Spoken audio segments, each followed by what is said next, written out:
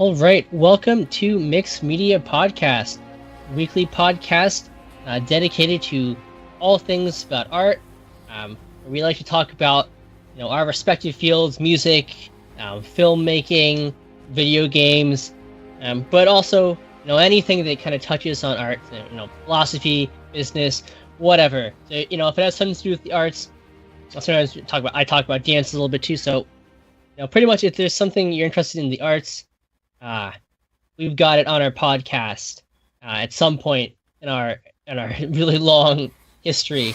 Okay. So yeah, so we're here live on Tuesday nights, and also we have our kind of fun Fridays. So tonight we got some fun stuff. Especially we have that kind of role reversal tonight with our main topic. Before we get started, let's introduce ourselves. So my name is Ben Costello. I'm a flute player and media composer. My name is Irving Nestor. I'm a filmmaker and media entrepreneur. I own a company called Ariella based out of Mount Carmel, Pennsylvania. My name is Nathan Nestor. I'm a 3D modeler and video game developer. All right. So once again, welcome to our podcast. You can, check us out anywhere you can find podcasts. Link should be down there, mixedmediapodcast.com. You can find everywhere we're streaming. And also find links to our Discord where we talk about arts all the time. And also a link to our locals page where you can support us for, I believe, $5 a month. Make everything we do possible and help us to hopefully eventually keep improving what we're offering. So special shout out to our supporters on locals, K Kairos, Alex Egbert, 909 Crime, and Post. So before we get started, how was everyone's week? My week's pretty good. I don't think anything too interesting happening to report on my end. Not feeling 100% today, so I'll probably be a little bit quieter, but other than that, nothing interesting. I received a large shipment of CDs, which is very relevant to today's topic. So that happened this week. I don't know if there's anything else of too much interest. I guess that's what happened. What kind of CDs, or is that something you're going to talk about later? Yeah, I'll talk about it later. Okay, well then we'll save that. I don't know. Nothing like too terribly interesting. In my week, I kind of came across the singer Alexa Barcini. I've been listening to all of her stuff. She's kind of does a lot of jazz, but also kind of like some more like new age jazz too, in addition to like more swing stuff. Really fantastic singer. So I've been like listening to all of her stuff this week, and that's been fun.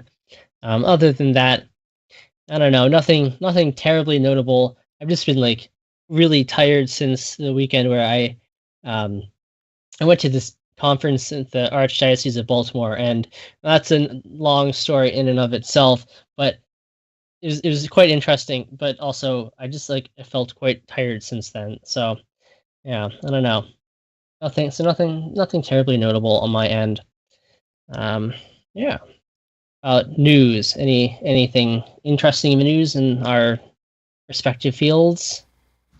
I got a couple things.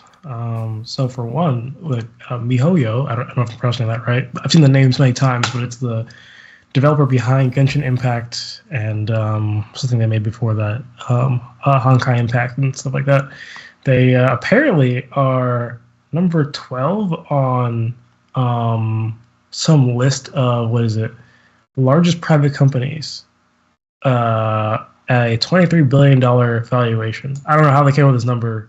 I don't know how this works, but they're at number 12, which is very weird. So right after them is number 11 is Telegram, and number 13 is Citadel Securities.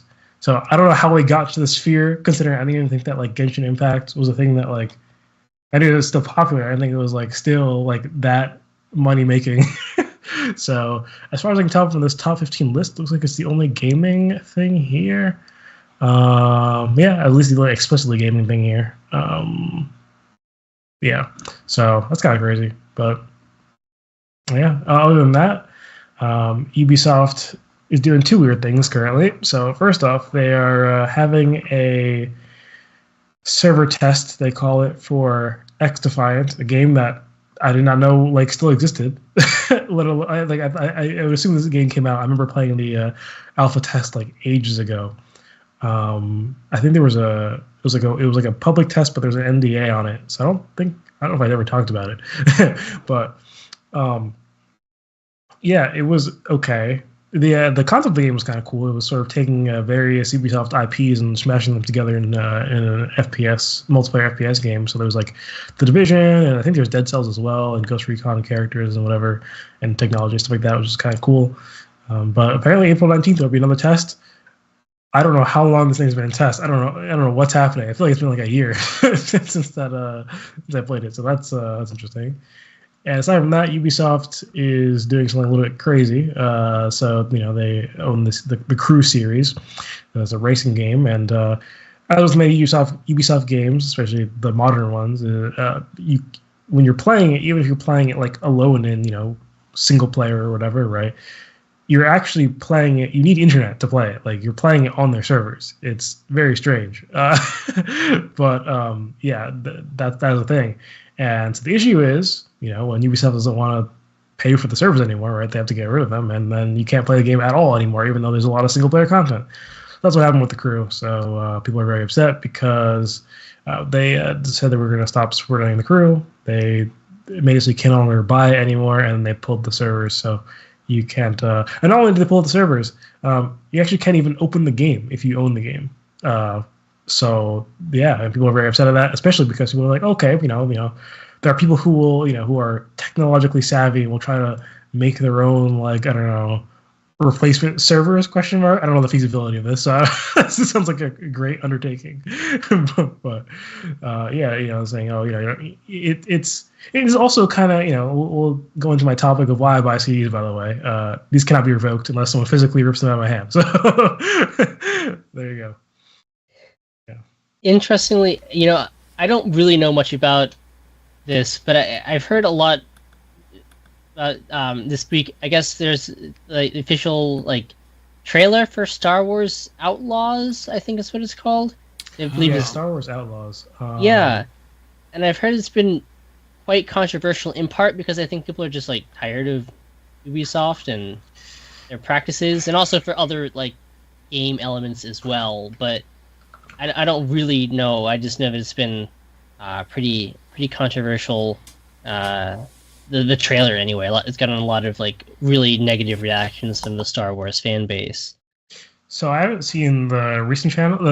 I just looked it up. Yeah, it came out 7 days ago. I saw the one from, I think it's the one from 10 months ago. So I think it was the first thing they showed or whatever. And I remember commenting on the podcast saying that this is definitely going to be, as all Ubisoft games are pretty much, that are open world, just another Ubisoft game that's just reskinned basically. But I was saying that I feel like the Star Wars universe actually happens to lend itself pretty well to the idea. So it's not the worst reskin it could be, I guess. But no, for sure, yeah, I 100% expect it to be like all other open world Ubisoft games, basically. So yeah, I mean, I don't know any details though about it other than that. I haven't watched this newest trailer, but I'll put it on my watch later to check out later. How long can they keep it up for? Do you think? I don't know. I don't know how they're still making money like this. This is incredible. I don't know. Honestly, it's weird because it's such a big studio. It's they do have a large overhead because they have so many Ubisoft is a collection of studios. Really, they have various Ubisoft studios around and whatever, and they own certain studios. So it's not like they're able to run off of their 3 employees and just survive forever off of their massive wealth. It's no, they have actually a lot of people to pay. So I'm not really sure how this is happening. But maybe, I don't know, it's one of these infinite debt things we were talking about before. I don't really know. Although I kind of doubt it. I think people do actually buy these games. Yeah, Ubisoft is old though, so Ubisoft is old. They were actually they didn't always do this. This wasn't always their scheme. They it reminds me of those Kanye West memes where like who don't like newer Kanye West albums, and so they say, oh, but he made, he's still the greatest because he made the college dropout, or he made the graduation. So like Ubisoft's like, oh, they made Far Cry, right? So they're still, Right. How could you hate them, So yeah. Right. On my end, the only thing interesting I saw is I was reminded that Dune 2 exists, and I really don't want, like, I will give it another chance, likely, whenever I have a chance to do so, because I feel obligated to, because of all the talk about it and everything. Did you watch it once, or? I watched the first Dune. Okay, yeah. Yeah. And I'm not necessarily excited to watch the second one, as I didn't feel like my time was very well respected last time. So I will give it another attempt, but I was curious as to what the box office numbers on it were looking, because I was trying to see if the buzz matched to dollars and what it meant and all that kind of stuff. And the numbers are really interesting. So it's sitting at 272.5 million domestically and 412 million internationally. So it is definitely a international stud of a film. I can imagine that being the case, especially because from the first. Well, one, it's like a very otherworldly film, so that kind of helps it just in general. It's literally otherworldly. But also, there's like just not much dialogue at all. It's not a very dialogue-heavy thing. It's also very boring. Hot take. But yeah, this second Dune is doing quite well, actually. So I'm looking at these numbers, and I'm like, it's looking pretty good for them. They're probably going to make tons of money. So that's interesting. And then that prompted me to check, because I was like, I never checked the box office numbers for 2023, like the overall sort of picture. And I still haven't like taken a deep dive in, and maybe I'll let you guys know in a future episode. But I just found it interesting. So in 2023, the top film was Barbie, which is to be expected, grossing at almost $9 billion, which is a pretty hefty sum. By the way, this is box office only. So do you think a streaming platform can compete with $9 billion? It cannot compete with $9 billion. This is why things still release in theaters. But that's a whole rabbit hole I've been talking about for a long time on the show. So $9 billion grossing. And the year before that, for context, was Top Gun Maverick at $7.3 billion. And the year before that was Spider-Man No Way Home at $4.4 billion, but that's like a pandemic number. So yeah, the numbers are coming back, but if you go to pre-pandemic, they're still not quite there, even though the negative stimulus is gone, so it's kind of worrisome. Plus inflation makes these numbers kind of wilder as well. So prior that's to, not inflation adjusted. No, it's not inflation adjusted. Yeah. So in 2019, the box office was $11.3 billion for Avengers Endgame, which, I mean, that's kind of tough to compare to, but still. But actually, Black Panther actually grossed more the year prior at $11.9 billion. So, and if you look at the list, we're floating around $11 billion for the past 10 years, basically, for the top grossing film. Even if it's not a Marvel movie. So it's interesting. We're at $9 billion now for last year. So we're missing the mark plus inflation. So it's a little scary, but we'll see. Was Star Wars Episode 7, is that 2015? That's a good question. Let me see. I'm just trying to think. I wonder, like... Yes, it is. Okay, and was that the top film in 2015? No, it was the second film. What was the top one? The first film is Jurassic World. Really? That beats Star Wars. It's probably because of international sales. Let me check. Yeah. It's 60% international sales. Okay. Although you would expect Star Wars to also be internationally. No, but like Yeah, the current iterations of Star Wars have been kind of less universal, more American, oriented. right, Yeah. right. Interesting. Yeah. Okay. Yep.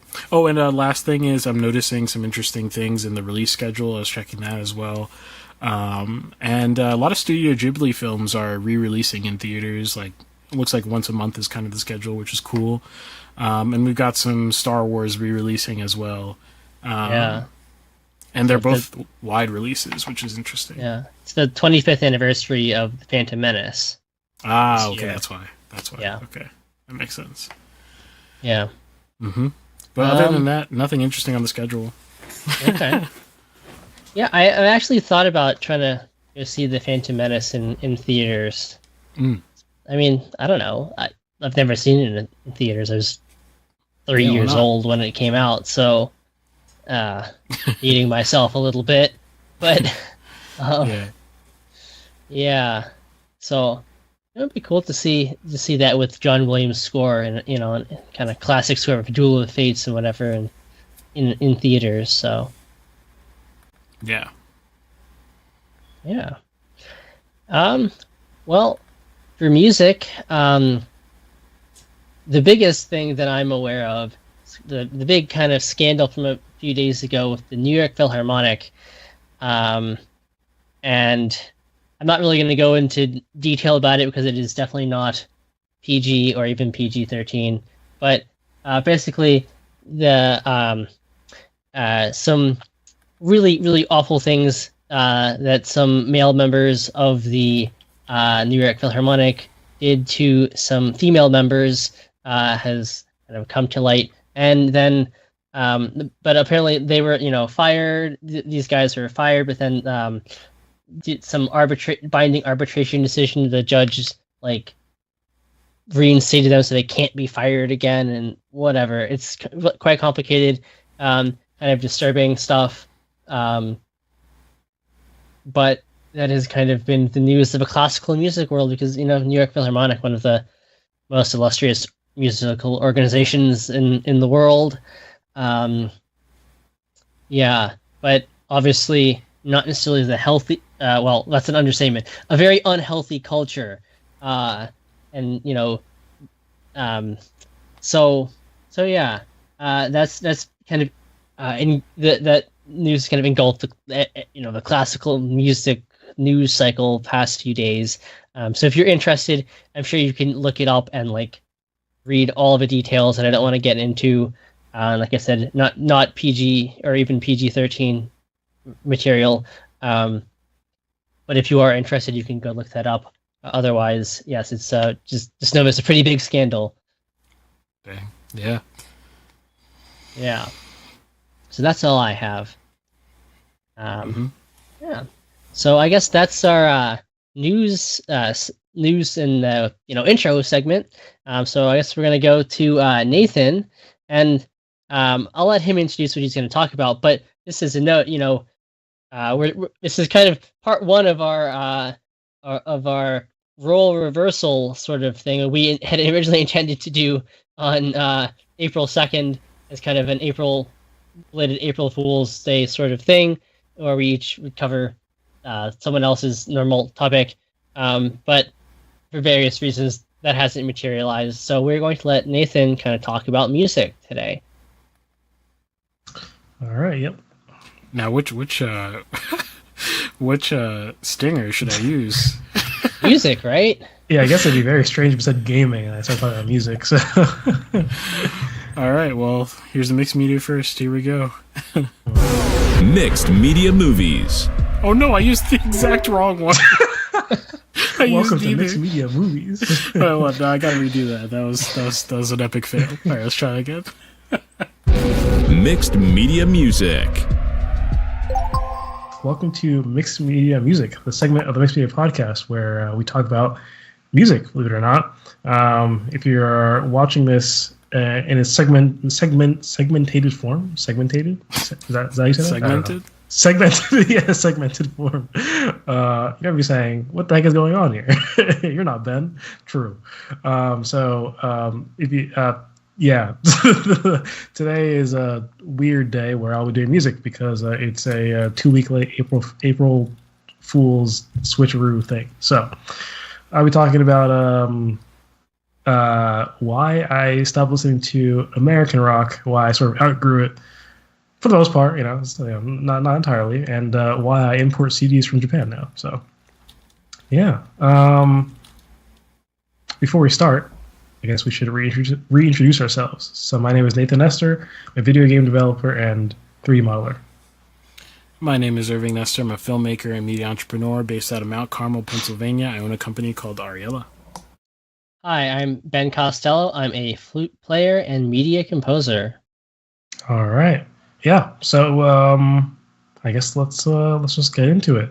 So I don't know why I thought that like the thumbnail was kind of funny. I don't that's AI generated too, right? I assume. Yes, it is. Yes. I feel like was there anything like Japanese involved in the prompt? Yes. Because I was to say, like, the sort of style of the people, specifically their hair, is very like Japanese metal. The spiky hair thing. So I mean, if you want to guess the prompt, you can attempt to guess the prompt. Oh, I don't know. So I'm assuming, well, at some point there's going to be like an American flag in the background or something like that, I guess, be part of it. It could just be Japanese rock artists with American flag in the background.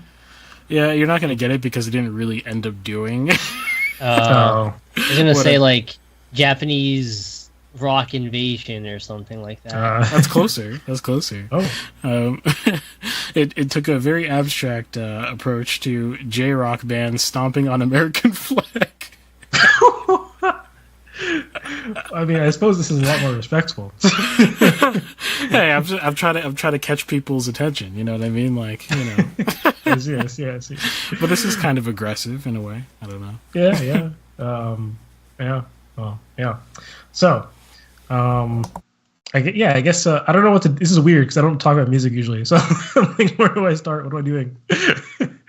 But I guess I'll start with like sort of like my background with rock, right? So my musical taste of American rock is wholly influenced by whatever I listened to when I was younger because I was too young to pick songs. So whatever the heck was on his iPod, I guess, was back when we had CDs and we put them in like the car player or whatever. I don't know why I said back when we have CDs. I literally have CDs. But back when more other people had CDs, I guess. Yeah, we've all owned CDs of some sort. So this is back when the general population owned CDs, I guess, is what I'm trying to say.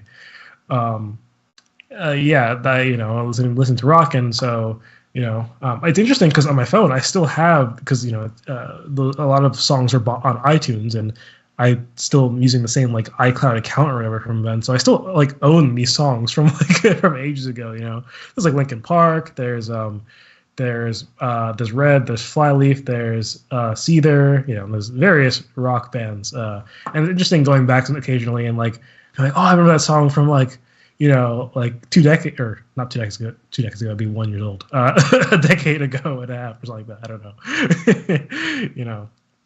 It's kind of crazy. But yeah, that is how my rock sort of taste, especially at least at the beginning, was formed. So I listened to a lot of that music. So this is like kind of like 2000s and maybe early 2010s rock music, rock and metal. I quite enjoyed it. I don't know. To this day, I don't know how much of this is influenced by sort of like that upbringing, but I still do consider rock like up there in genres. Like really, I would probably say it's my favorite genre. I don't know. I would say that like for sure, if you don't think rock is your favorite genre, 100% understand. I definitely get it.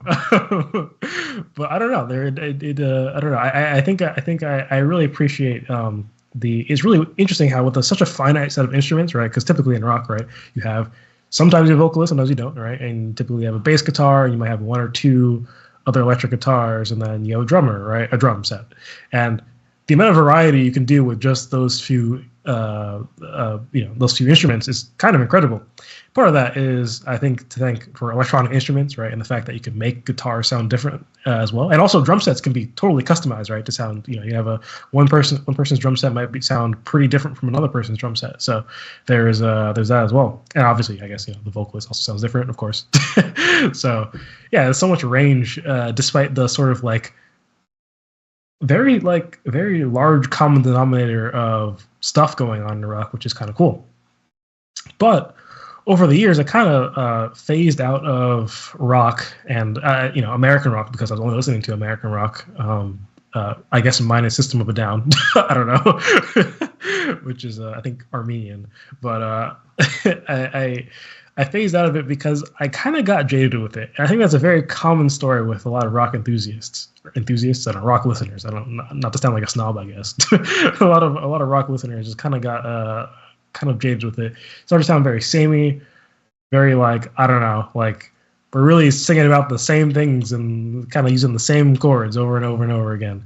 And I think that honestly affected me less then than it did now. I kind of, skipping a little bit, but I kind of, going back to American rock, wow, it was really, these lyrics, man, we're still talking about the same things as we were back in the year 2000. There's no, people have written about this songs about the same thing since the dawn of humanity. That is true, but some things I can understand more than other things, So, for example, if we're still, because a lot of the rock culture is very angsty and very angry, oftentimes, right? Very or depressed, one or the other. I don't know, right? And it's very pointing out a problem. Maybe it's just a problem. It could be with the person's own self, the writer's own self, or it could be with, I don't know, other people, whatever it is, right? It's just something, and we're singing about it, and we're upset, or we're something. I don't know. They're happy rock songs, but the majority is like this. But it's sometimes I'm how have we are we done yet being upset at this stuff? I don't know. I'm kind of I feel like we've gotten our anger out already, and I feel like we're past this, Or I don't know, we're having problems that aren't really, don't feel like they're that serious anymore. I don't know. I feel as in I've gotten older, and the problems of kind of that I might have related to before, I've kind of left. It's weird because these people are 30-year-olds singing about things that I got over 10 years ago. I'm wait, what's happening? So my comment on that is, sometimes I think about this and I listen to more pop-ish, and I don't mean pop as the genre, but rock, classic rock sort of things. And to me, I do wish there were more songs about healthy relationships, but but that aside, there's probably room for a lot more art in general about healthy relationships. But that aside, sometimes I'll put on the Beatles or something, I can't relate to all of these songs, and I probably would have felt them more lyrically when I was in high school or something, but in some ways it makes me appreciate them more. Even you can almost block out the lyrics a little bit and just appreciate the music, and then just take the lyrics into consideration. It's what I try to do. I try and take them into consideration, but I don't need to feel exactly what they're singing about. I don't know. I in some ways I feel like I'm able to appreciate the music more that way, but that actually kind of. Oh, go ahead. No, I was just gonna say, I feel the same way. The exact thing that I think about is Linkin Park, right? So in terms of lyricism, I mean, it appeals to the exact angst, hormone driven, middle school, high schooler, who's just raging at the world or whatever. And there are a few songs with actually effort filled lyrics, or more effort at least, but for the most part it's kind of it's just kind of very simple lyrically. But then I remember like stopping to listen to them for that reason because I stopped relating to a lot of it, and then I like had a break from it, went back to it, and I was like, this is pretty great. But the great was because the composition, arrangement, like all that kind of stuff was like, wait, this sounds like nothing else. Like, like, it's a very unique sound, and they're accomplishing it like over and over and over again. And that was, yeah, that's how I relate to what Ben was saying earlier. That's interesting because I think sometimes I have that experience of Ben was saying where you can kind of block out the lyrics. Okay, Kakara says hybrid theory underrated. True. I think it's interesting because I think most people who know Linkin Park pretty well would have that opinion. But if you don't know Linkin Park very well, then yeah, you would think it is less good than it is, if you get what I'm saying. Because I feel like that's a very common opinion to hear. But I guess it's just among people who like listen to Linkin Park a lot or something. But yeah, like Ben was saying, where yeah, like the lyrics being, maybe not the most interesting thing ever or not particularly relatable can cause you to kind of like think about it less and then listen to, like everyone was saying, the composition more. Right. I think I sometimes have that experience when, like, I think it's like it goes two ways. Either I have that experience or lyrics frustrate me. Or I'm like, especially in the situation of like like, all right, I feel like we're too old for this. It's like, I don't know. I feel like, I mean, if it was a more mature topic to be angry about, totally get it. 100% cool. Like there are things to be angry about. Okay, I get it. But I don't know if we could, like, I don't know. Yeah, I don't know. There's certain songs, yeah, Linkin Park coming to mind or thinking about it, and I'm like, I don't know, man. This is very, like, primal feeling. Totally fair. Totally fair. Yeah. So, yeah, that's my experience, I guess. That's what sort of drew me away from American rock, and I kind of got into. Interestingly enough, rap was like the next thing on the list for me. I don't know how I got into it. I think this might have been around the time. Might have been around the time that MGK dissed Eminem. And I think that might have been like the spark that like I was like, oh, what is this? Diss tracks. This is interesting. It's an interesting cultural phenomenon in here. And then from then I was like, oh, this is a pretty interesting genre and stuff like that. But it's interesting because the lyrics there are also abhorrent, but like probably worse. Actually almost certainly worse, generally. But then I don't know why I definitely have an easier time just not thinking about it. But interestingly enough, I once again changed genres, and in part because of lyrics, I'm like, this is like so annoying. This is very like upsetting, the average song. And then I went to EDM, which tends to have either no lyrics or very like meaningless lyrics. Like they're very inoffensive, very like, I don't know, we're repeating, like the lyrics are like two lines and we're just repeating them basically. And the two lines are like about like, I don't know, like something abstract that no one even understands. So, or is very obvious and very like, we're just hyped right now. I don't know. So I got into EDM for a bit, and that was good. And I also appreciated there the variety, but from a whole different perspective, right? Because the variety comes from like, okay, we're using synthesizers.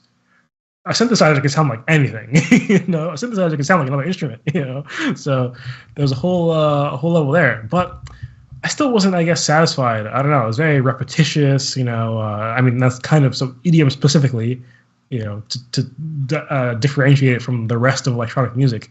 EDM specifically is repetitive kind of on purpose. There's like a sort of standard to it, right? Because part of the culture of EDM, for example, is that, you're playing this in some sort of venue, right? And the DJ is not the person who made the song. And so the DJ is mixing in songs together. And so the songs should kind of flow together well, right?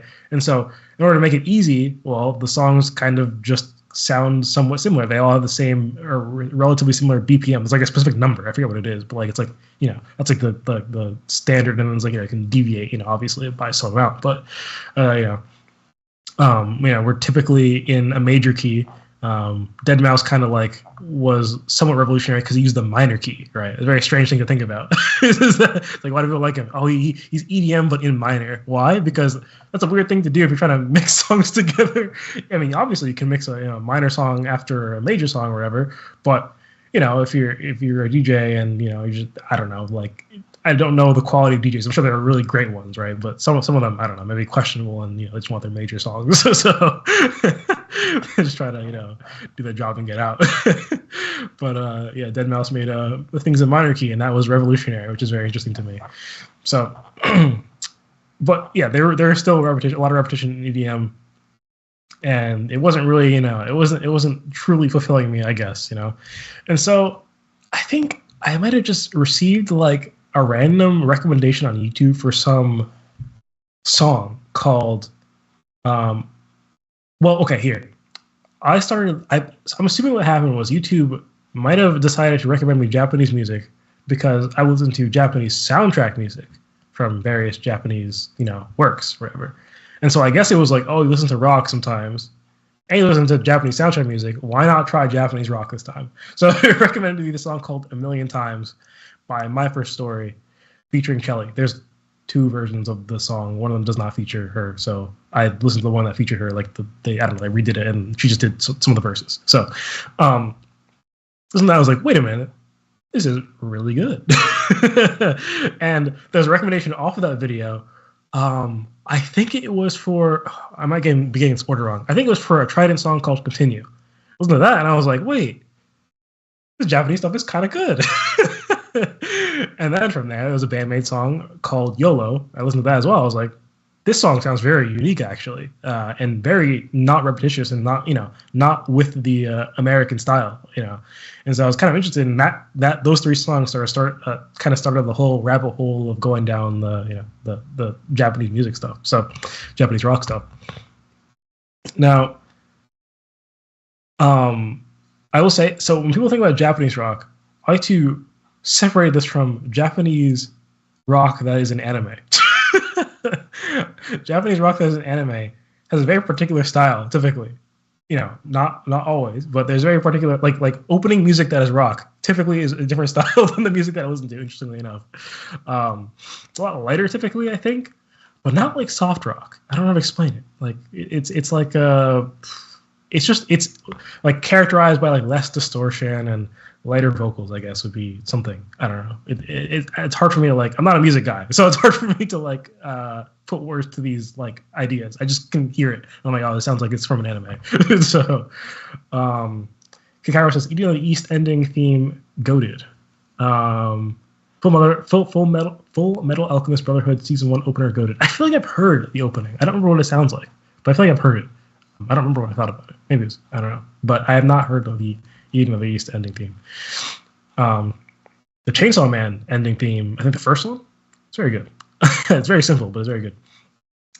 So yeah, that got me down the rabbit hole. That some random YouTube recommendations, and from there I got very interested, and I was like, okay, we're back in rock. Rock is actually not dead, and it's interesting because rock is dead is a very it's a somewhat common phrase for people to say, right? Rock is dead, because Is it common in everything? Like, is every kind of music dead? Maybe, I don't know. The only one says well, I was about to say no one says pop is dead, but I'm sure a lot of people say pop is dead. If you're thinking about Michael Jackson pop to now, right? Yeah, I'm sure there's tons of people who are like, oh, pop is dead. I mean, people are talking about the death of hip hop as we speak right now.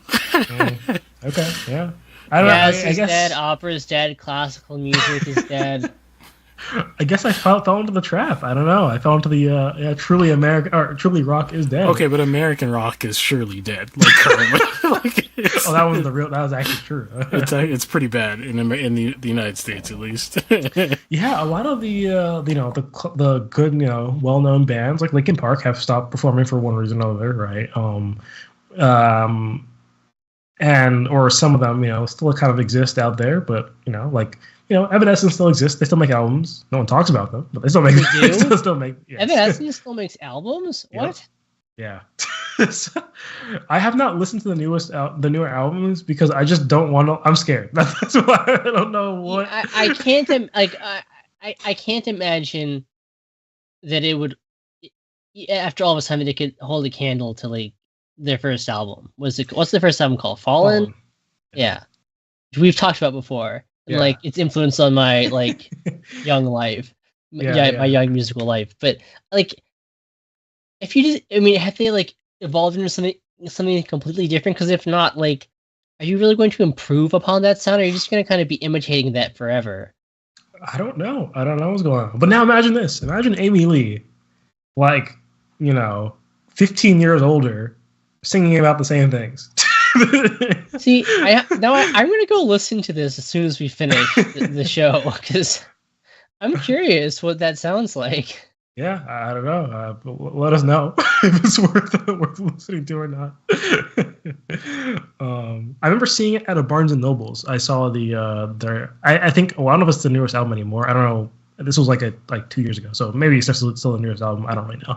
But at the time, it was the newest album. I saw it there at the Barnes and Nobles, and I was like, I could take the chance. I'm not going to, so I didn't buy it. But Fallen was actually one of the first albums that I bought on CD, and I think I bought it from the same Barnes and Nobles actually. So, man, if you want to know how like it's not even 15 years, you type in Evanescence and you get all these articles from last November talking about the 20th anniversary of Fallen. Wow. So, yeah. Officially ancient. Well, apparently Evanescence was founded in 1994. Oh wow! That is older than I thought it was. I didn't know that. So they're already veterans by the time we were listening to them. Yeah, kind of. I mean, I feel like it's interesting. I'm sure because the Evanescence lineup changes like it just keeps changing. So I'm assuming that the original band basically does not exist minus Amy Lee. I'm sure. I assume she's the only persisting member. That's my guess. No, it's Amy Lee and Ben Moody, the guitarist, the original founders of the group. Oh, okay, interesting. They're both from, I guess, Little Rock, Arkansas. Yeah, I actually did know that. I don't know, like that. That's kind of a random thing I knew. Fun fact: if you got the most famous Evanescence song, "Bring Me Back to Life," I think it's called "Bring Me Back to Life." Bring Me to Life. Is it "Bring Me to Life"? Okay. Yeah.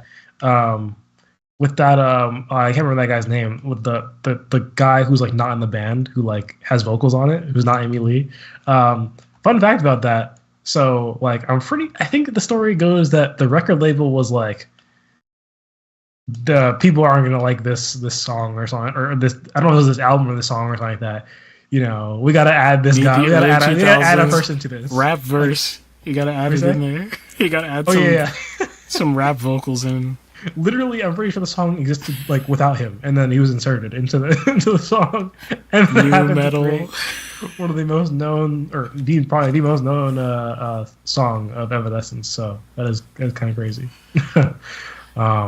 Yeah, everything had to be new metal back then. Like if it was that might have been what they were. They were like, oh, we need some rap because that's what's hip these days. Yeah, exactly. Wow. So Evanescence. I forget what I was talking about before that. American rock is dead, and then right. So yeah, people say American rock is dead. Whether it is or not, unclear. I think it's definitely not looking great.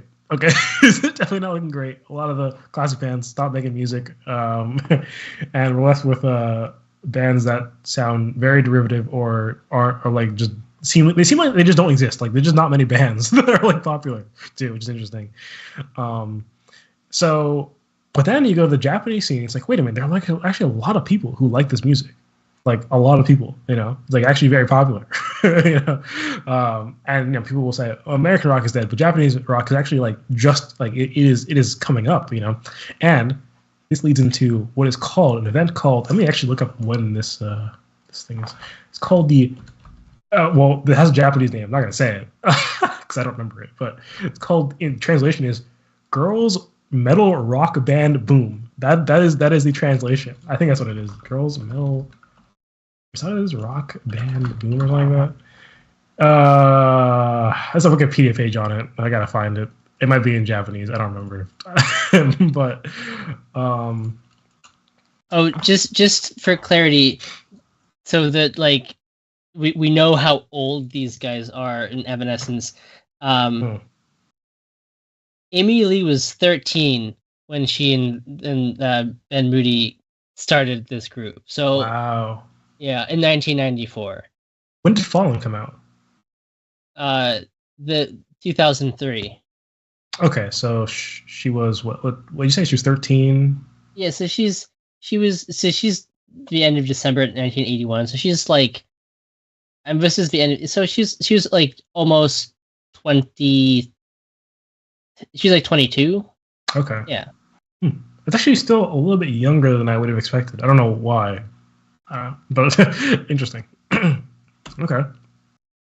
Wow. So her age since then has doubled. That's kind of crazy to think about. Yeah, she's like 43 now. Yeah. All right. Yeah. I found it though. If you go to Wikipedia and you go to the Wikipedia page for Japanese metal, you get a. Oh, did I lose it? No way. Oh yeah, the girls' metal band boom, which is a. It was in the 2010s for some reason. I don't know like what happened. There was like just a large increase in all female metal bands, which is weird because in American rock most bands are all male. It's kind of like a weird like it's like so. It's interesting because if you look at like 2000s Japanese rock, it actually sounds a lot like American rock. It's very like weird to hear like just American rock with Japanese language. Speaking. It's very strange. A lot of songs are like this literally sounds like it was made in America.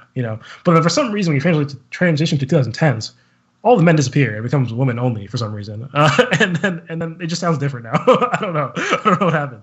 They just took on their own style, and I've heard some like other Japanese music that's not rock, and I don't like see like the sort of like I don't see like the mixing between like other Japanese style and American rock. Like I don't get it. I don't get how we got here. Basically, is what I'm saying. It just sounds like it's new. I don't know.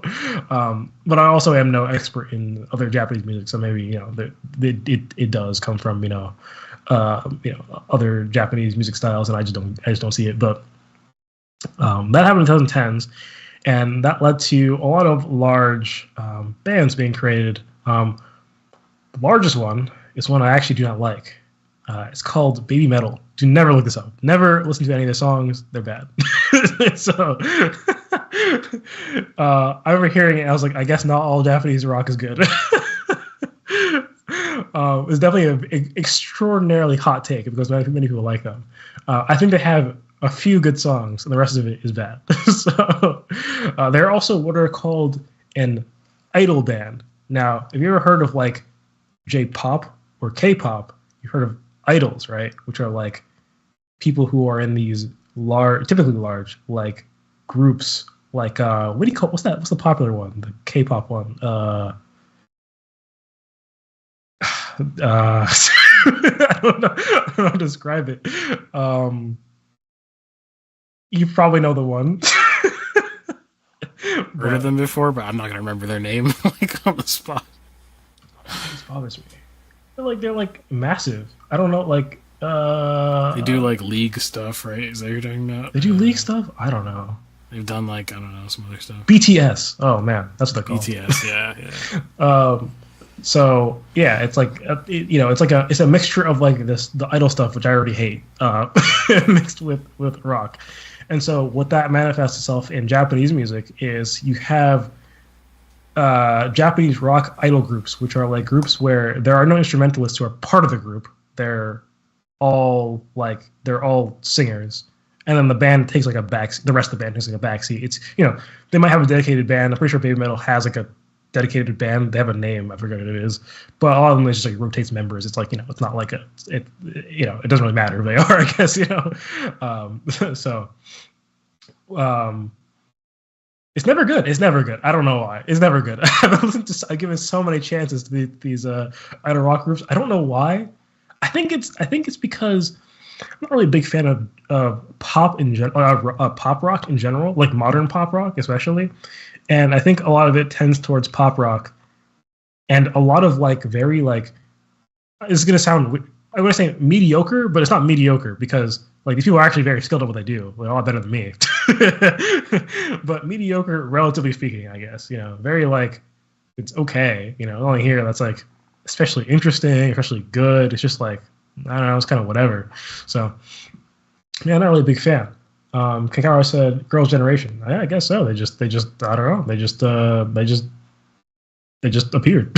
So yeah, that happened and made Japanese rock became very popular. And so it's sort of like a weird time of like, rock is like maturing in Japan. I mean,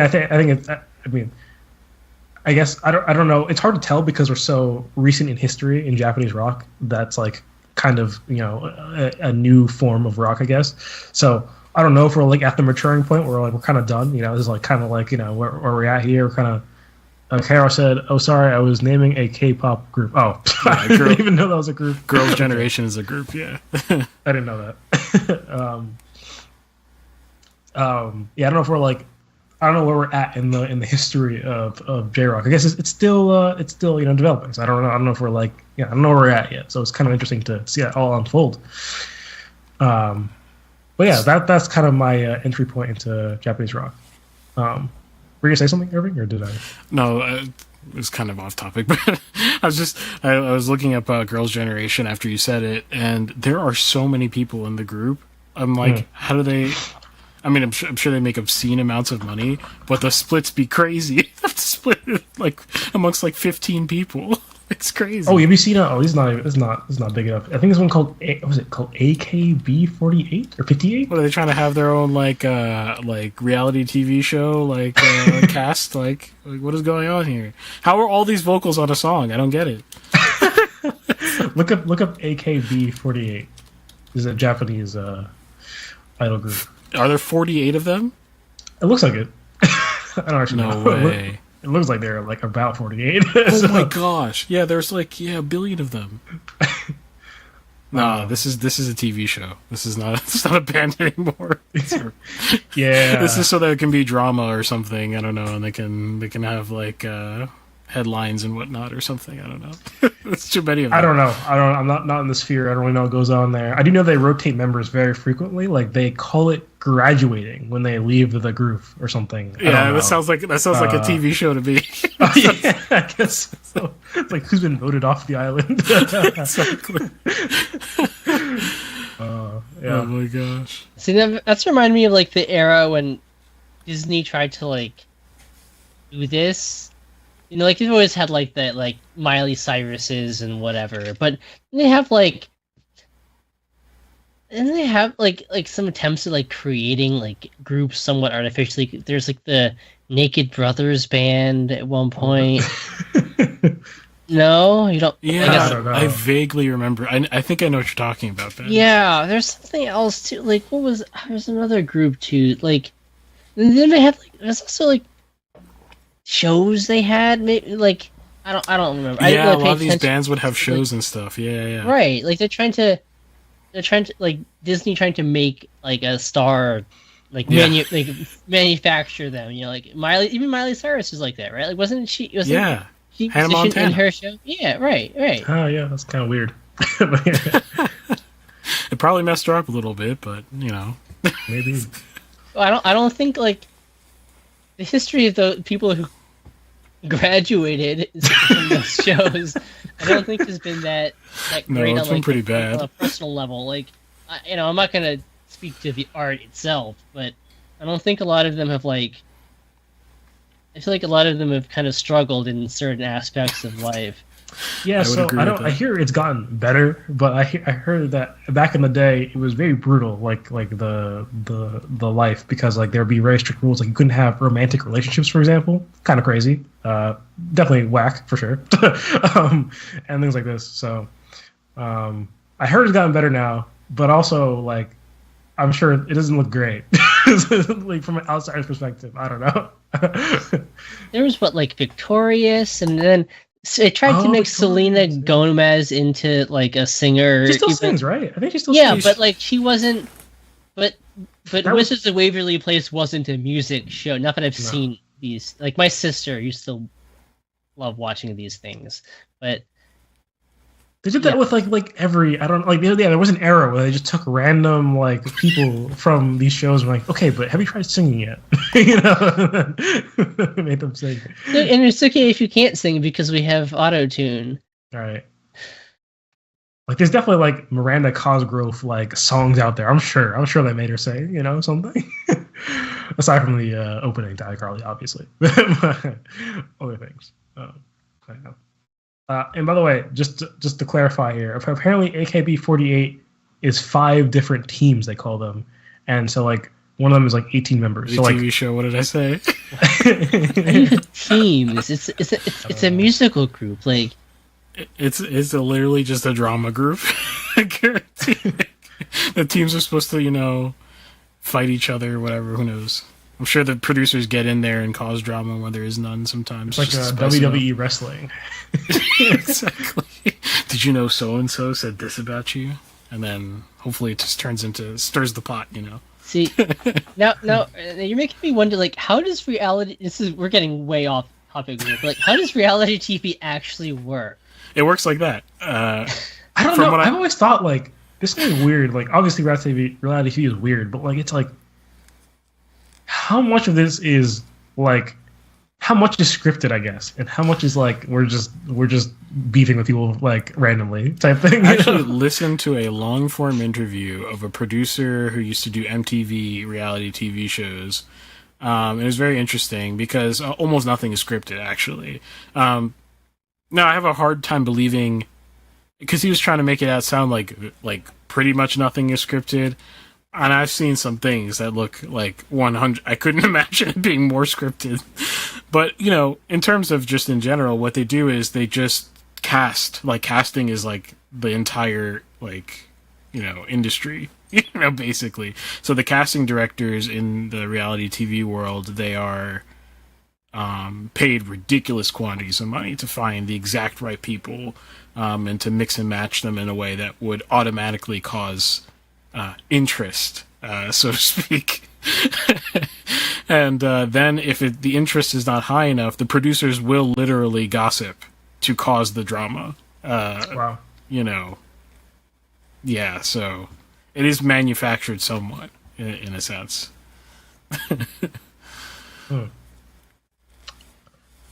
Wow. Apparently, AKB48 is the 1, 2, 3, 4, 5. Apparently, the 6th best-selling girl group worldwide. I did not know they existed like a year ago. So they are between Destiny's Child and TLC. How are they sandwiched there? That's insane. Wow. All right. Well, that's that. Weird world. I do not want to go down, I guess. Yeah. So that goes on. But we're interested in not these people, but Japanese rock. So I don't remember where I was at all in my notes. You were differentiating the Japanese rock groups from the idol rock groups and stuff like that. Yeah. So yeah, I don't really listen to those. Very rarely will it be like a okay song I hear from them. I do try listen to a lot of Japanese rock and see what I like and what I don't like. And it's not that all rock groups are good, obviously, but other groups have a very like almost 100% failure rate. So, and the general concept of them irks me out. So I don't even want to like, even if I liked it, I don't know if I listen to it. It just bothers me. So, all right. So yeah, that's how I got into Japanese rock. So how did I get into importing CDs from Japan? Well, I kind of got into CDs. I used to use Spotify. I never paid for it. I had listened to it with ads and whatever. And or before that, before even that was YouTube, right? YouTube was, whatever. And then graduated to Spotify, and that was an awful experience of ads, and I thought it was awful. The inability to pick what songs you want to listen to, whatever. And at some point, I became more conscious of the idea that like when I was listening to Japanese rock musicians, a lot of them were like smaller. For example, Trident. I literally listened to them when they had 2 songs out, right? They had Continue and they had Just Fight. And they were kind of popular at this time, like from the get-go, because there was like they kind of formed out of a prior band, but they weren't that popular for sure, right? I got very lucky somehow, like getting that recommendation.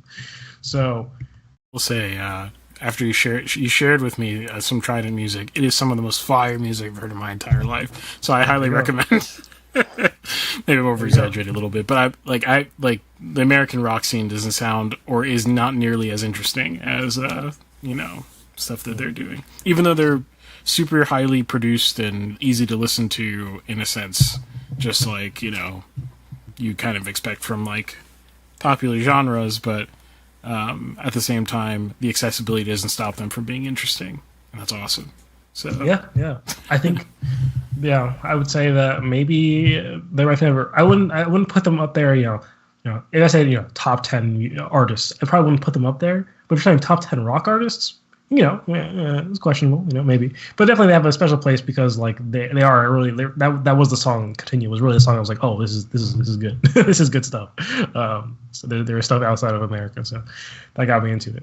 Wow, I keep forgetting what where I'm at. Trident. Oh yeah. So since I listened to them before they were really popular, I kind of was privy to the idea that when you're using Spotify, the people whose music you're listening to aren't really getting paid anything, practically, right? So I was like, here are like a really good artists who are way better than a lot of these other artists who are really big in America, right? And here they are, don't have any, they've never performed at a concert or whatever. The prior group had it, I guess technically, but this new group hadn't performed at a concert, or the concerts, when they had that originally, started out originally were very small. They were just opening stuff like that, right? But really high quality music, in my opinion, right? And I was like, well, I at least like I owe them like some money probably. I was like, help them out kind of thing, And so I was like, well, Spotify's not going to do it, and there are a whole, we've talked about streaming services on this podcast where we all know we are not fans of streaming services, right? There are so many issues. They don't pay people. You don't own the songs. We saw with the Ubisoft stuff what can happen, right? Is that the songs that you were once listening to can stop existing, or the whole platform can stop existing for all you know, right? And all that money you've shoveled away, what is it for?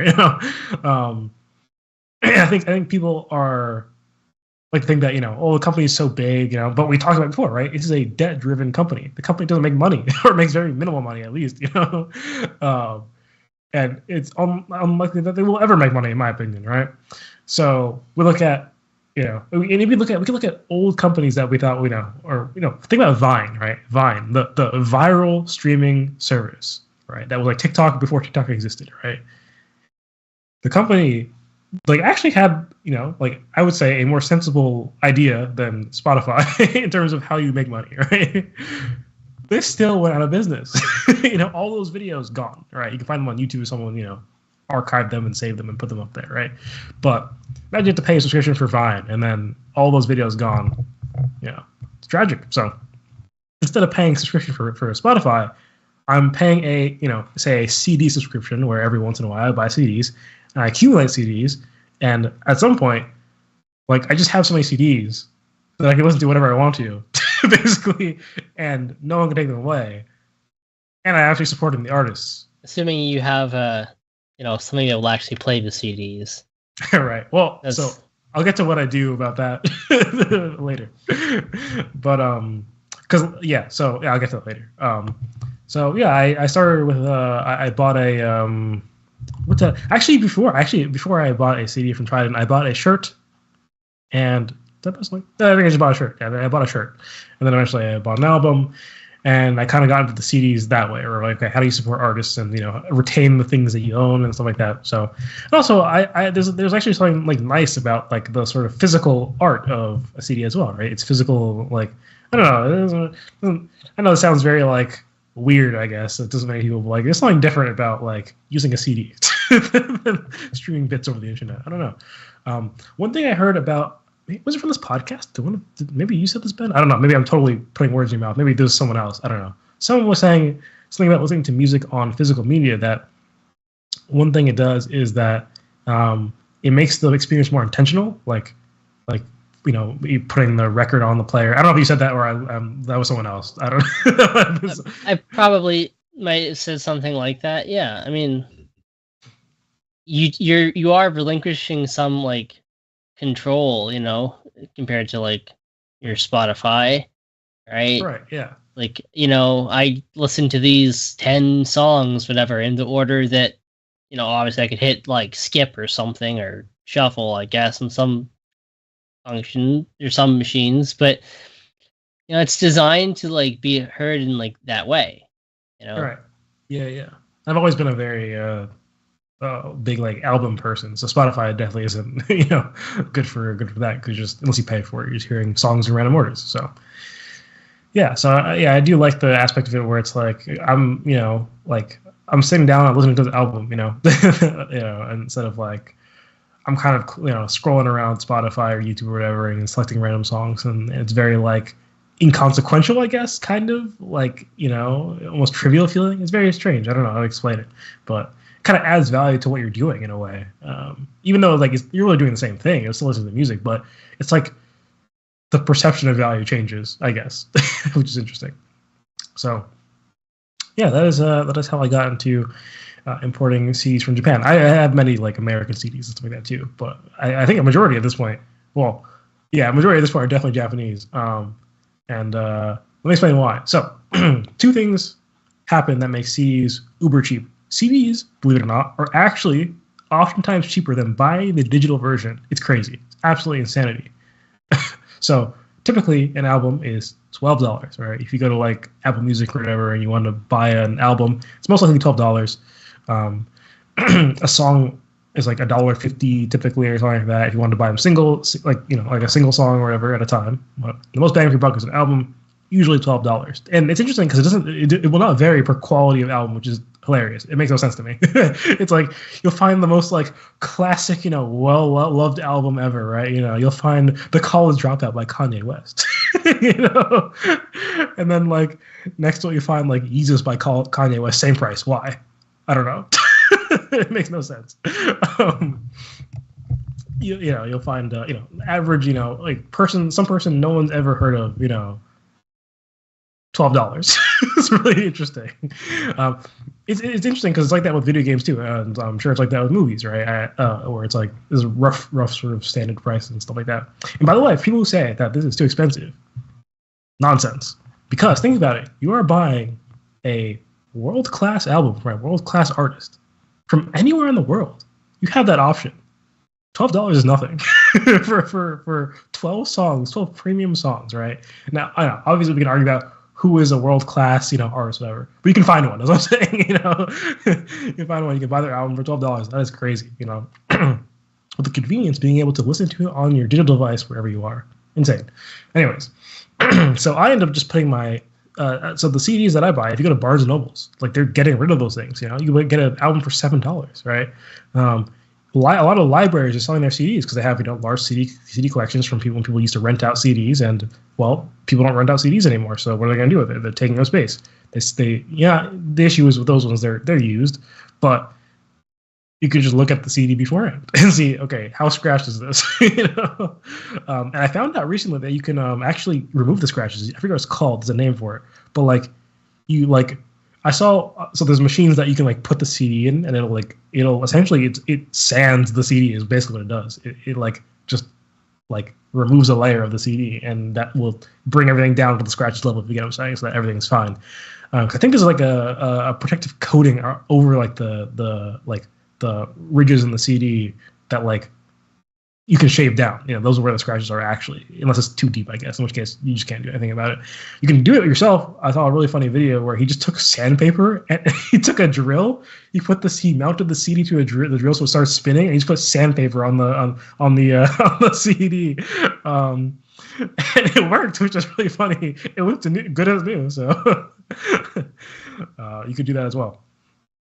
But apparently, if you go to, I've not done this before, but apparently, if you go to places where they sell CDs, a lot of record stores will sell CDs. They'll market themselves as record stores, but they'll sell CDs as well.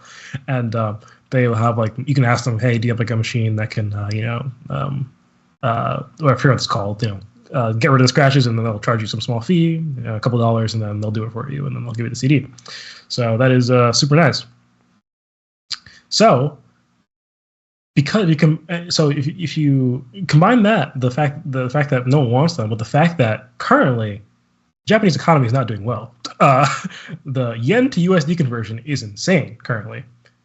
CDs in Japan are practically free. That's what I'm saying, which is not great for the people in Japan, obviously, but it does mean that I can actually own things, which is kind of nice. It's kind of like there's a little bit of what do you call this? The silver lining, right? Is it really sucks, but I am actually able to own a lot more CDs than I would be able to otherwise. So let me tell you something. I've been saving up for a CD haul for some time.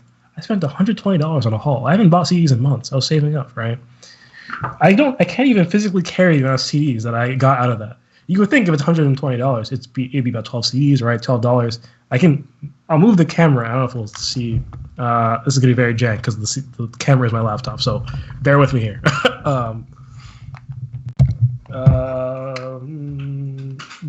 These two stacks. I don't know if you can see that very well. I see it. There you go. Yeah. Those two stacks. There's like something like 25 albums or something like that. Double the amount, so I essentially got half off CDs essentially. Dang. Now, the catch is you're not gonna be able to buy single CDs like this at this price. I bought them almost certainly it was like a library or something. I was getting rid of them. They're giving away like sets of CDs essentially, just so I have them from artists that I like. So I bought the sets, and there you go. That's how I've accrued some money. It also came with 3 Blu-rays. Insane. So those added some value. Got the movies in there. They're not movies. They're they're Blu-ray audio discs or something. Yeah, they're like one of them is like a tour like movie thing. I don't know what you call it, a tour documentary, I guess. You want to call it, okay. Yeah. I mean, it's a film. That's a film. Yeah, maybe a little bit less interesting than most films that I would care to watch, but it is a film. So yeah, that was how I got all those. Right. So I guess I was able to just put them using iTunes. I was able to put them on my phone so I can listen to them from my phone if needed for because my car doesn't have a CD player, for example. You can actually get my car model. You can get a CD player, but it costs like a stupid amount to put a CD player in. I was like, I cannot justify this, so I'm not going to do that. So that's how I listen to music in the car. I'm listening to it in the car and stuff like that. I think that's most of how I got into Japanese rock and CDs. Cool. Yeah, that's a pretty good. That was a pretty good flipped topic there. You actually went pretty decently in depth with it. Yeah, I was somewhat. I kind of just rambled. Like I wasn't like there was not much structure there. I was just saying things. It was good. It was good. Cool. Yeah, seemed logical to me. All right. Sweet. Well, want to transition us over? Sure. Right. Yeah. If you enjoyed this segment, consider checking us out on our or subscribing or liking or whatever platform you are. You can check out where we're at on mixedmediapodcast.com. Wait, do we say this between segments, or do we only say this at the end? I think sometimes we do, sometimes we don't. All right, I'll say it. Okay, I restarted. So mixedmediapodcast.com. You think I would remember this like episode whatever we're on right now, but to check out where we are and join our Discord if you haven't already, so we can continue the conversation after. Maybe I'll give you some tips and tricks on how to get CDs that are quality and not broken. I mean, like this, how to replace, because sometimes a lot of cases will arrive broken, so you have to fix those as well. So off to the next segment, I guess. Thanks for watching the segment. Sweet. And here we go. Mixed media music.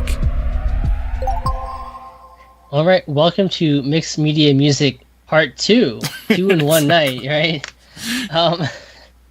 Yeah, we just had Nathan talking to us about his musical journey through genres and how he's arrived in mass importation of Japanese rock CDs. Mass importation. Yeah, so good stuff. My name is Ben Costello. I'm a flute player and media composer. I'm the main host for Mixed Media Music normally. And tonight on Mixed Media Music Part 2, we have Arguing with Reddit Music Edition. And if you're unfamiliar with what that is, basically my co-host have found some hot takes or questions or something about like that on somewhere on the internet, mostly from Reddit, which I haven't seen and I'll be responding to live. And I've also found one thing for myself. And yeah, so we get kind of my live responses to things about music. So yeah, I guess we should introduce ourselves. Let my co-hosts introduce themselves, before we get started. Right, so my name is Irving Nestor. I'm a filmmaker and media entrepreneur. I own a company called Ariella based out of Mount Carmel, Pennsylvania. My name is Nathan Nestor. I'm a 3D modeler and video game developer. All right, so I'll pull up the first one here, and this one's from me. And it's from r/composer. It says, out of the compositions that you've studied, which ones did you gain the most insight from? So pretty straightforward. Oh boy. I guess I've gained the most insight from. It's a really hard question. I would say, I guess, it depends on like what sort of aspect of music. I would almost say that like what comes to mind first is something like maybe like Ravel's probably the second suite from Daphnis and Chloe. I could be that's like the first thing that comes to my mind, honestly. And maybe that's not the best answer, but that's what comes to mind first for me. Just in terms of like it's a piece I love, right? And it's just such a masterful use of orchestral color. Yeah, that and I don't know, maybe Rimsky-Korsakov's Scheherazade, again, like another masterful display of orchestral color, but both also like, lyrical, not like so rigid in their form, that like you're really like drilling down on like classical form. Like just yeah, things that I've learned a lot from the non-classical world, The Empire Strikes Back. Especially I would say kind of a combination of like the Battle of Hoth and yeah, I don't know, the Battle of Hoth and like Yoda, showing Luke how to, use the Force, right? Size matters not, right? And he raises the ship from the swamp. I would say those have been really impactful on for me as a film composer. Yeah, I don't know. I Ravel, Rimsky-Korsakov.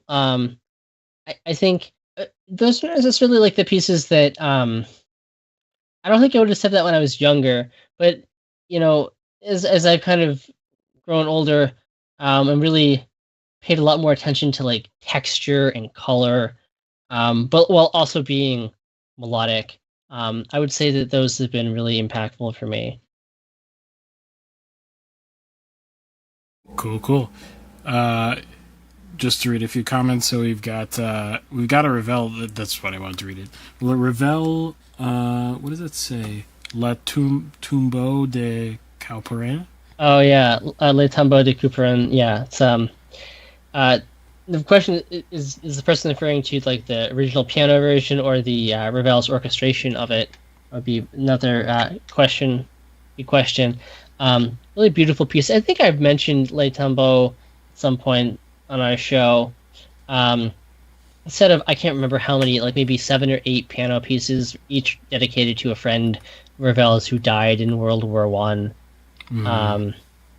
Yeah, with but kind of with stylistic references to Couperin, who's a French composer, in kind of the era in between, like the broken kind of high classical era. Interesting, really interesting piece. Again, I love everything Ravel did. Again, I'm not saying like, there are a lot of other pieces that have had a huge impact on me, but like in terms of pieces that like I want to sit down and study and like gain from, I would say that those are probably the ones that come to my mind. Cool. This next one is yours, Ben. Sure. I have to remember exactly what it says.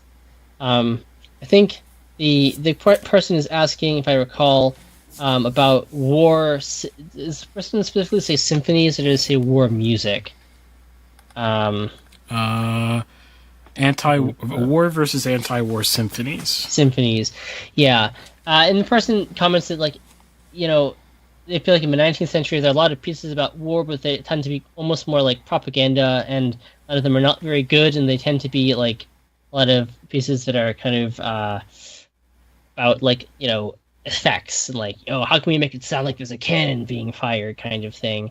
Whereas in the 19th century, there's a lot more music about wars that tend to, you know, in the aftermath of the two world wars, tend to be, you know, a little more. Well, I mean, not so necessarily anti-war, but like more critical of war, or you know, or like the effects of war, not like, yes, let's go and celebrate our great victory on the battlefield. Though there's certainly plenty of that too. So if a person wants some suggestions of pieces like that, right, the question is, which symphony, in your opinion, constitutes a significant meditation on the horrors of war? Yeah, I don't think anybody's mentioned Benjamin Britten's War Requiem, which is not quite a symphony, so maybe it doesn't quite count. I would. I clicked something bad. Say, how do we get Shostakovich 7? Well, that's certainly a piece about war, and I think people mentioned that. Yeah, Shostakovich 7. You know, there's a good video of him. He's composing this in Leningrad, during the siege of Leningrad. Now, whether it's truly like about any moment in the war, that's a different question. But he's writing it during the siege of Leningrad. He helps out. He's kind of a volunteer firefighter in Leningrad until eventually it gets so bad they evacuate him and a couple, you know, some other significant artists. But there's a video of him sitting at a piano and saying, this piece, you know, I've written this, you know, in honor of our heroic fight against fascism, and you know, this is dedicated to the people of my native city, Leningrad. So again, you know, people try and interpret it as like, oh, well, you know, it's nice and peaceful, but then, you know, we got the German army that is coming up, and the German army slowly builds up in intensity, and it's this kind of vulgar German tune that gets repeated a billion times, and then, you know, kind of, you know, here now they've invaded, and okay, well, maybe you could see the first movement like that, maybe, but then what happens in the next three movements? I don't know. They do have like descriptive titles, but they don't really. I don't know if it's so much like about the horrors of war. I don't know. It's really a war piece. Shostakovich 7. We've talked in the past on the show about quite a bit about Vaughan Williams' Third Symphony, which is about his experiences in World War One. You can go search for that episode. So that would be one. Again, not a symphony, but Ravel. Well, we just mentioned Les Tombeaux de Couperin. La Valse is kind of like the Viennese waltz, right? That Germany has kind of grown so, you know, comfortable with itself. It is kind of turned into this like vulgar mockery of itself. It's sort of the trope there. The waltz kind of falls apart at the end. It ends up in 2/4, I believe, instead of 3/4 in the last measure. You know, not a symphony, but kind of related to war. So I don't know. The only symphony I've given you is Vaughan Williams 3. I definitely recommend Benjamin Britten's War Requiem. Yeah, a lot of other pieces that aren't symphonies that would be applicable. Yeah, I do agree though that there's a lot more of a recognition of like war is really bad. Maybe because so many more composers in the 20th century, in the 19th century, so many more composers in the 20th century were more directly impacted by war than in the 19th century, right? There are a lot of wars in Europe in the 19th century, but they didn't have the same level of destruction to the average person, right? A lot more confined to combatants, whereas the world wars, especially World War II, everyone, it's fair game to be slaughtered, essentially, right? Um, so I think that probably did have an impact on the way that people were writing about music, because you can write propaganda music, right? You can write a good war march, lots of those sorts of things, right? But or Benjamin Britten, right? And the music for I can't remember what the name of the film is. I talked about this one of our 60-second, like the first 60-second review we did. Battle of Britain, not Benjamin Britten. The Battle of Britain, not composed by Benjamin Britten. Oh gosh, I can't think of the name of the composer now. That's embarrassing. But like a war kind of somewhat happy propaganda film, right? Yeah, lots of music like that too. But I do think that even if it's not a symphony, right? A lot of these composers had much more like firsthand experience with the horrors of war, and when you have that experience, or even if you didn't like truly experience it firsthand, I think it's much easier to know about all the horrors that were going on in these wars. And it's just human then to react to that. So I do think that it's probably accurate to say that in Western classical music, there's a lot more. I don't know if it's necessarily anti-war, but like music that reflects the negative aspects of war, at least, than there was in the 19th century. Makes sense. Definitely makes sense. All right, this last one is from Nathan, if you want to explain. This one's a pretty simple one. It just says, oh, I lost the tab. Who was the best artist/band you've seen live? And he just says he's seen only a couple artists. He remembers Arctic Monkeys when he visited Jakarta. It's a real experience. That's it. So, yeah. Yeah. Okay, so we're talking about artists here. So some of the I haven't been to that many like non-classical concerts, honestly. So I've seen I saw Paul McCartney, which was really an experience.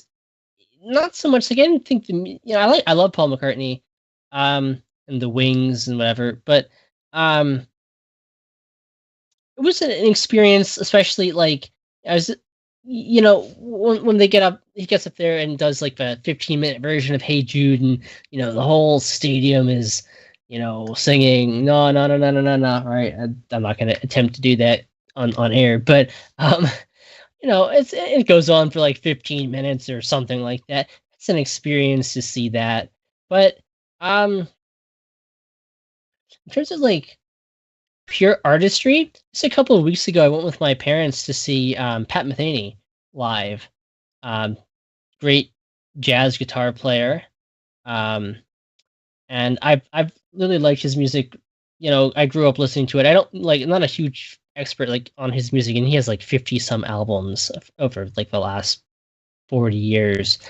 But seeing him live was really interesting. He's just quite a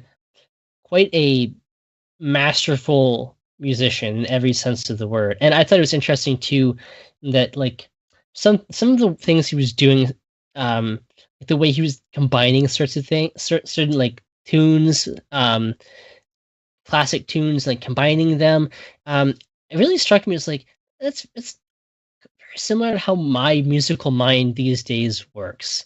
Honestly, I notice myself doing this all the time. I'm just like I'm in the car and like I'm humming a tune, and somewhere along the line, it has morphed into something that shares some like maybe even just two notes from it, and like I don't even know how I've gotten to humming this other tune.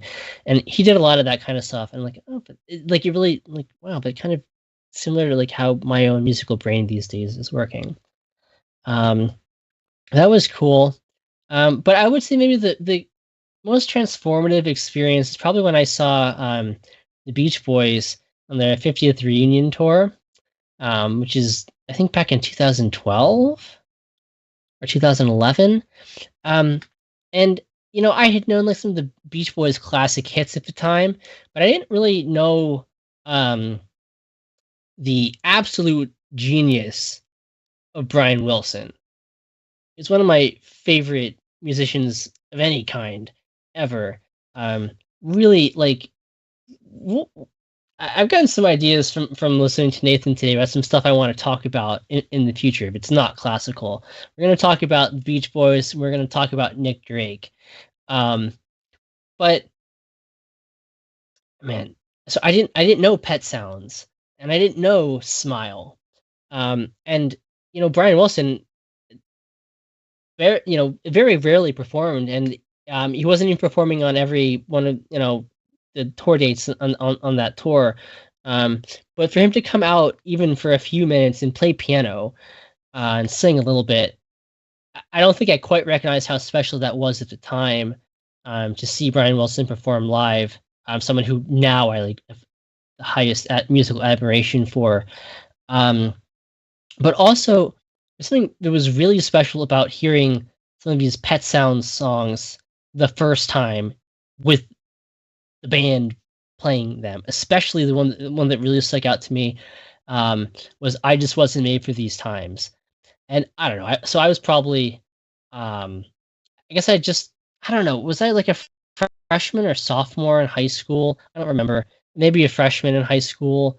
Or like I think it was probably in between my freshman and sophomore years of high school, and because it's in the summer, yeah, so that sounds right.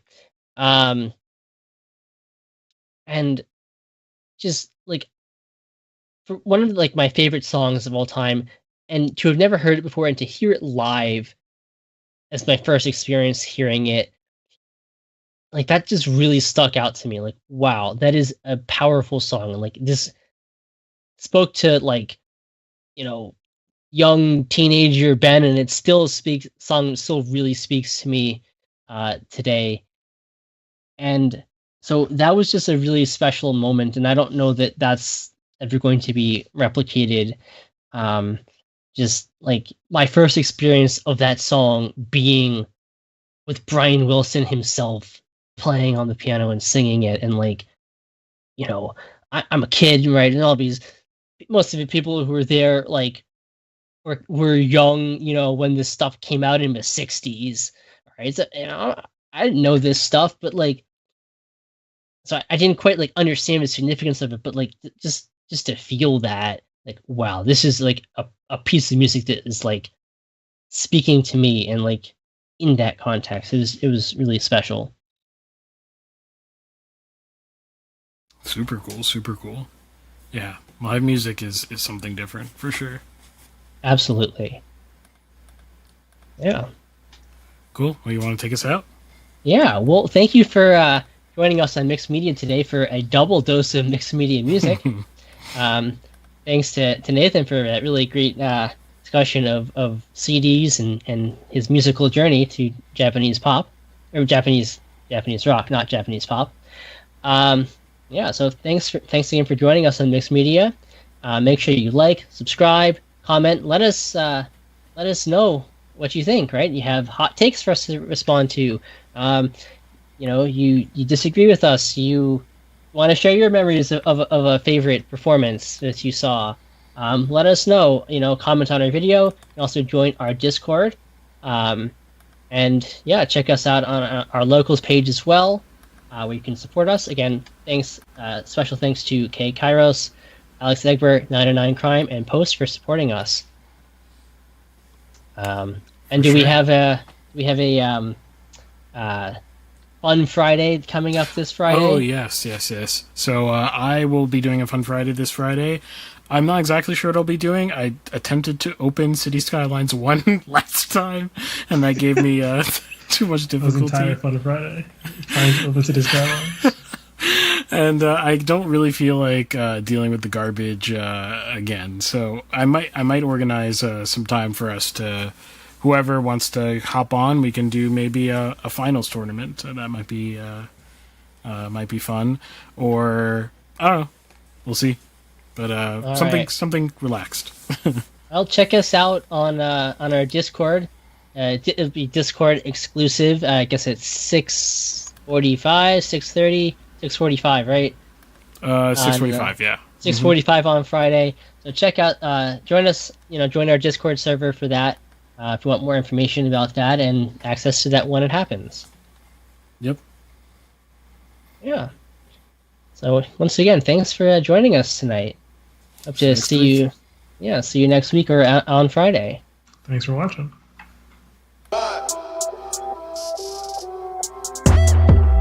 Look, tell a man no trouble. I don't want beef, man. I just want vibes. Big man like me, no need for the telephone hype. I got too much getting online. One rule, then dead I'm on site. Wrong move, I bet they gon' ride. No need for the telephone hype, nah. No need for the snoozing. Big whip outside, I'm cruising. Big stick inside, no losing. Better watch out for the snake and Judas is. Don't ask them who this is. I bet they know what I'm moving in. I bet I show it into a dim. How you hate and then lose again? How you hating my vibes? Why you wasting my time? Getting hype on my line. Tell a man I don't want feedback, I just want relax. Brand new whip, two-tone, I need that brand new hit. You know, like lean back, brand new bits I live in. We pack, man, you never gon' like us. Get them on sight now, let them on light. That way they know I'm more righteous. Look at my life, I'm living alright. I'm nice, you know I'm alright. Cause looking like Christ, no need for the hype or fight or telephone vipers.